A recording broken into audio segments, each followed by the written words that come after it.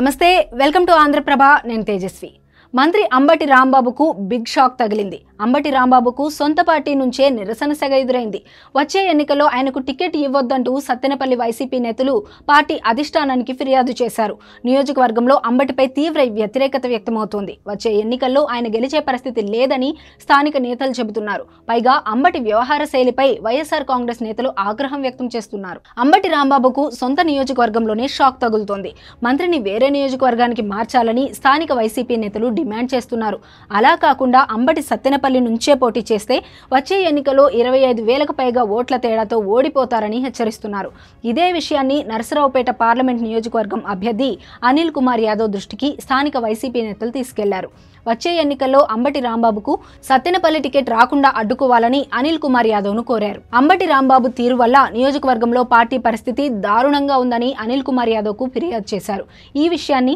CM Jagan దృష్టికి తీసుకెళ్లాలని Sattenapalli YCP నేతలు అనిల్ కుమార్ యాదవ్ను కోరారు 2014 ఎన్నికల్లో సత్తెనపల్లి నుంచి పోటీ చేసిన అంబటి కోడెల శివప్రసాదరావు చేతిలో ఓటమి పాలయ్యారు 2019 ఎన్నికలకు వచ్చేసరికి అదే కోడెల శివప్రసాదరావును ఓడించి జగన్ మంత్రివర్గంలో చోటు సంపాదించారు ఈసారి టీడీపీ నుంచి కన్నా లక్ష్మీనారాయణ బరిలోకి దిగనుండటంతో అంబటి గట్టి పోటీ ఎదుర్కొనున్నారు అయితే ఇటువంటి సమయంలోనే సొంత పార్టీ నేతలు అంబటికి వ్యతిరేకంగా పావులు కదపడం అధికార పార్టీలో తీవ్ర చర్చనీయాంశంగా మారింది మరి దీనిపై వైసీపీ అధిష్టానం ఎలాంటి నిర్ణయం తీసుకుంటుందో చూడాలి